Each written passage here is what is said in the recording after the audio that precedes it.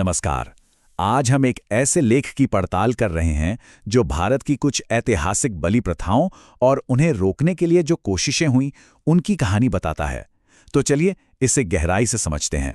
इस एक लाइन से ही हमें उस गहरी भक्ति का अंदाजा लग जाता है जिसकी बात हम आज करने वाले हैं।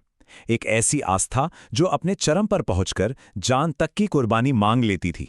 तो चलिए अपने पहले हिस्से में हम देखते हैं कि लेख में किस किस तरह की बलि प्रथाओं का जिक्र है और वो कौन सा ऐतिहासिक माहौल था जिसमें ये सब होता था।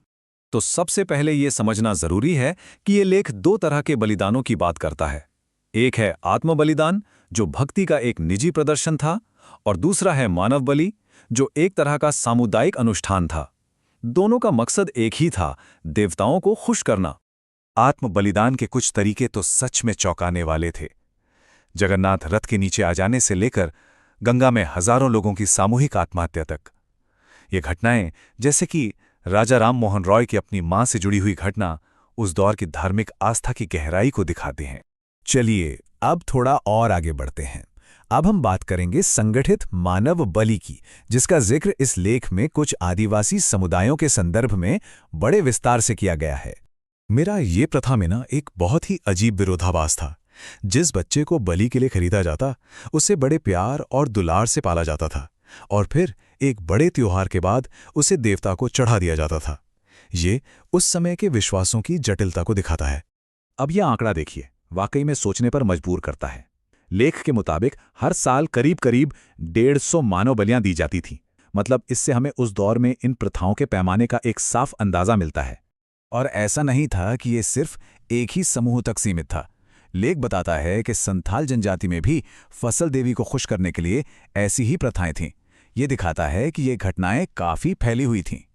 और यहीं पर कहानी में एक बड़ा मोड़ आता है। ये हिस्सा ईसाई मिशनरियों के आने और उनके हस्तक्षेप पर केंद्रित है, जैसा कि इस लेख में बताया गया है। इस टाइमलाइन से हमें एक साफ तस्वीर मिलती है। देखिए, 1836 में पहली बार इसकी आधिकारिक रिपोर्ट आई। फिर 1861 में मिशनरियों ने अपना काम शुरू किया।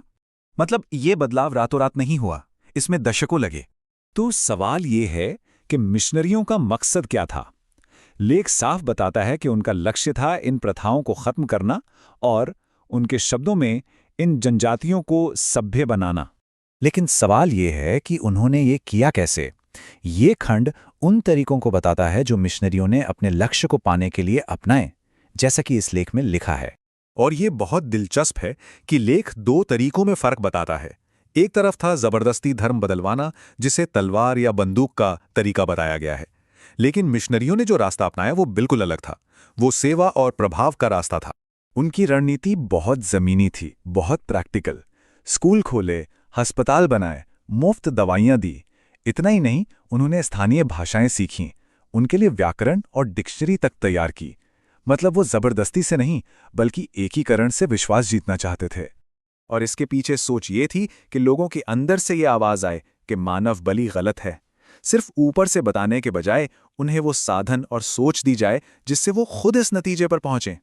अब हम इस विश्लेषण के सबसे अहम हिस्से पर आते हैं, जो B.R. अम्बेडकर के एक लंबे कोट के जरिए लेख के मुख्य तर्क को सामने रखता है। अम्बेडकर का तर्क यहां से शुरू होता है कि एक हिंदू का सबसे बड़ा सामाजिक कर्तव्य है अपनी जाति की रक्षा करना। यही उनके पूरे तर्क का आधार है। और यहीं वो बताते हैं कि जाति का ये कर्तव्य एक दीवार कैसे बन गया। उनके हिसाब से आदिवासी समुदायों के बीच जाकर रहना, उनके साथ घुलना मिलना, इसका मतलब था अपनी जाति का दर्जा खो देना, एक पतित व्यक्ति बन जाना। और इसी से वो अपने तर्क के आखिर में पहुंचते हैं कि जाति की इसी बनावट की वजह से उनके विचार में हिंदू समाज ने वो सभ्य बनाने का मिशन कभी हाथ में नहीं लिया जो मिशनरियों ने किया था। तो कुल मिलाकर इस लेख का सार यही है।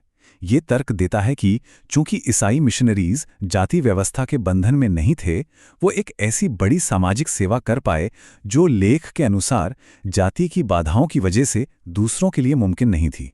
और इसी सवाल के साथ हम आज का ये विश्लेषण समाप्त करते हैं। ये लेख इस बात पर जोर देता है कि किसी भी बड़े सामाजिक बदलाव के लिए सांस्कृतिक और ढांचागत दीवारों को लांघना पड़ता है। तो सोचने वाली बात यह है कि आखिर वो कौन सी ताकत होती है, चाहे वो आस्था हो, मानवता हो या कुछ और, जो इंसानों को इन विभाजनों को पार करने का हौसला देती है।